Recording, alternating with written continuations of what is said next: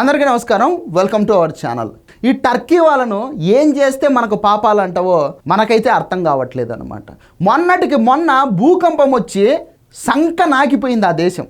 భారతదేశం ఆ రోజు వాళ్లకు సాయం చేసింది, అన్ని రకాలుగా సాయం చేసింది. కానీ ఏం మాత్రం కూడా నిజాయితీ లేకుండా, ఏం మాత్రం కూడా వాళ్లకు విశ్వాసం లేకుండా ఈరోజు పాకిస్తాన్కి వాళ్ళు సపోర్ట్ చేస్తూ ఉన్నారనమాట.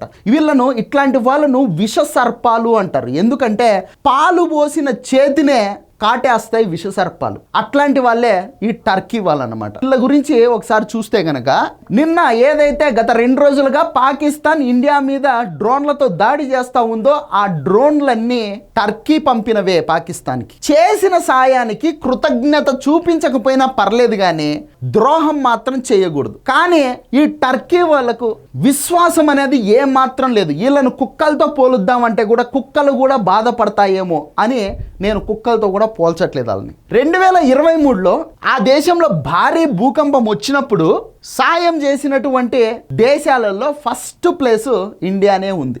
ఎందుకంటే మనకు మానవత్వం ఎక్కువ కదా, మనకు మంచితనం ఎక్కువ కదా. కాబట్టి ఆ దేశంలో 2023లో అంటే జస్ట్ 2 సంవత్సరాల క్రితం భారీ భూకంపం వచ్చి అతలాకుతలం అయిపోయి ఆ దేశం సర్వనాశనం అయిపోతే మొట్టమొదటగా స్పందించిన వాళ్ళు, సాయం అందించిన వాళ్ళు పాకిస్తాన్ వాళ్ళు కాదు, ఇండియన్సే. మనమే ఎర్రి పుష్పాలం. ఆపరేషన్ దోస్త్ అనే పేరు మీదట భారీగా సాయాన్ని పంపించింది భారతదేశం. బాధితులకు ఆహారాన్ని, మెడిసిన్స్ని అన్నిటినీ పంపించింది. ఆ రోజు ఇండియన్ గవర్నమెంట్ మానవత్వం చూపించి సాటి మనుషులకు మనం అండగా నిలబడాలి అని చెప్పేసి మనము అంతగా మన దేశ ప్రజలంతా కష్టపడి సంపాదించినటువంటి డబ్బుల్లో ట్యాక్సుల రూపంతో కడితే ఆ డబ్బుల్ని ఖర్చు పెట్టి వాళ్లకు అంత సాయం చేస్తే ఈరోజు అదే టర్కీ కోలుకుని తర్వాత మన దేశాన్ని నాశనం చేయడానికి పాకిస్తాన్ వాళ్లకు డ్రోన్లు పంపించిందనమాట. ఇక ఈ టర్కీకి ఇప్పుడు ఏమైనా కానీ కొత్తగా కోపం ఉందంటే లేదనమాట. టర్కీకి ఫస్ట్ నుంచి కూడా ఇండియా అంటే కోపమే ఉంది. సో పాకిస్తాన్ గురువారం భారీ స్థాయిలో డ్రోన్ దాడి చేసింది ఇండియా పైన. దాన్ని ఇండియన్ ఆర్మీ సక్సెస్ఫుల్ గా కూల్చేసింది. ఒక్క డ్రోన్ కూడా మన ఇండియాలోకైతే ఎంటర్ కాలేకపోయింది. కాకపోతే ఆ కూలిపోయినటువంటి శకలాలు ఏవైతే ఉంటాయో పార్ట్స్, వాటిని ఫోరెన్సిక్ వాళ్ళకు పంపించింది అనమాట. అసలు ఇంత ఆయుధ సంపత్తి వీళ్ళకు పాకిస్తాన్ వాళ్ళకి ఎవరు ఇచ్చారు, అసలు ఈ డ్రోన్స్ ఎవరు పాకిస్తాన్కి పంపించారు అని చెప్పేసి ఫోరెన్సిక్ వాళ్ళకు పంపితే ఫోరెన్సిక్ వాళ్ళు ఏం తెలియజెప్పారంటే ఇవి టర్కీలో తయారైనటివి, టర్కీ దేశం పాకిస్తాన్కు పంపించింది అని చెప్పేసి ధృవీకరించడం జరిగిందనమాట. టర్కీ అధ్యక్షుడు ఎర్డోగాన్కు తొలి నుంచి కూడా ఇండియా అంటే విపరీతమైనటువంటి కోపం ఉందంట. పాపం ఆయనకి ఏం నష్టం చేశాము ఇండియన్స్, ఆ విషయాన్ని ఆయన మొదటి నుంచి బహిరంగంగా కొన్ని సందర్భాలలో చెప్తా ఉన్నాడనమాట. పెహల్గాం ఉగ్రదాడి జరిగిన తర్వాత ప్రపంచమంతా ఈ ఉగ్రదాడిని వ్యతిరేకించే భారత్కు వెన్నుదన్నుగా నిలబడతా ఉంటే ఈ టర్కీ మాత్రము ఉగ్రదాడిని వ్యతిరేకించక మిన్నకుండిపోయి పైపెచ్చు పాకిస్తాన్కి సపోర్ట్ చేసింది. ఈరోజు పెహల్గాంలో ఈ ఉగ్రవాదుల దాడి జరిగిన తర్వాత పాకిస్తాన్ మీద ఇండియా దాడి చేస్తుంది అని చెప్పేసి మొదట గ్రహించింది ఎవర్రా అంటే ఈ టర్కీ వాళ్ళే. తర్వాత ప్రపంచమంతా భారతదేశానికి సంఘీభావం తెలియజేస్తూ ఉంటే ఈ టర్కీ వాళ్ళు మాత్రము నోట్లో రొట్టెలు పెట్టుకొని కూర్చున్నారన్నమాట, ఏమీ తెలియనట్టు.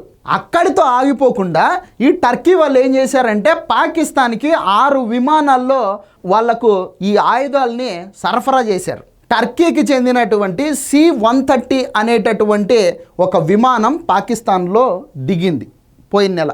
దీన్ని అంతర్జాతీయ గగనతల నిఘా సంస్థలు కూడా ధృవీకరించినాయి. ఎస్, టర్కీ నుంచి ఒక విమానం అయితే రావడం జరిగింది పాకిస్తాన్కి.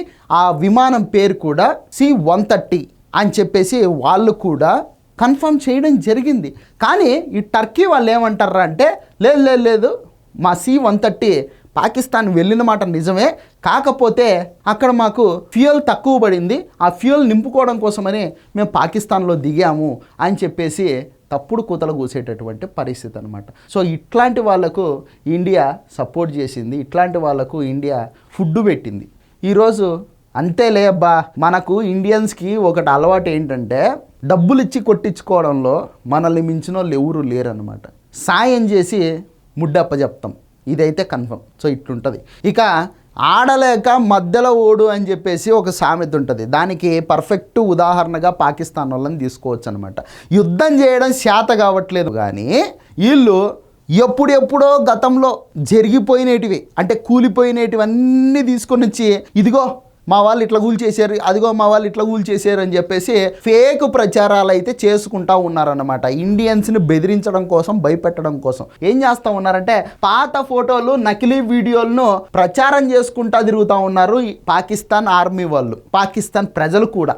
వాటన్నిటిని ఇండియన్ సోషల్ మీడియా అసలు మామూలుగా ఉండదు మనోళ్ళు ఎంత తెలివైన వాళ్ళు అంటే అందరికీ తెలిసిందే అనమాట. ఒక ఫోటో తీసుకొని వచ్చి నువ్వు సోషల్ మీడియాలో పెడితే అది నిజమా కాదా అని చెప్పేసి దాన్ని ఎంత స్థాయి వరకు వెళ్ళి ఎంక్వైరీ చేయాలనో అంత స్థాయి వరకు వెళ్ళి ఎంక్వైరీ చేసి దాంట్లో నిజాలు తీసి మొహాన కొడతారు మన ఇండియన్ సోషల్ మీడియా వాళ్ళు అనమాట, యాక్టివిస్టులు, ముఖ్యంగా ఇన్ఫ్లుయెన్సర్లు, మామూలైన వాళ్ళు కాదనమాట. సో ఈ పాకిస్తాన్ వాళ్ళు పాత ఫోటోలను, పాత వీడియోలను తీసుకొని వచ్చి ఇదిగో మేము కూల్చేసాం, ఇదిగో భారతదేశాన్ని మేము రఫ్ఫాడించేస్తున్నాం, ఫుట్బాల్ ఆడుకుంటున్నాం అని చెప్పేసి ఫోటోలు, వీడియోలన్నీ పెడతా ఉంటే మనోళ్ళు ఏం చేశారంటే నువ్వు ఎన్నైనా పెట్టు, వాటన్నిటిని మేము ఏం చేయాలో మాకు తెలుసులే కానీ అని చెప్పేసి దాన్ని తిప్పి కొడతా ఉన్నారనమాట. సో ఇండియన్ సోల్జర్స్తోనే కాదు, ఇండియన్ సోషల్ మీడియా యాక్టివిస్టులతో కూడా పెట్టుకొని పాకిస్తాన్ గెలిచేటటువంటి ప్రసక్తే లేదు. ఈ వీడియో మీకు నచ్చితే లైక్ చేయండి, సబ్స్క్రైబ్ చేయండి, షేర్ చేయడం మాత్రం మర్చిపోవద్దు. Thank you.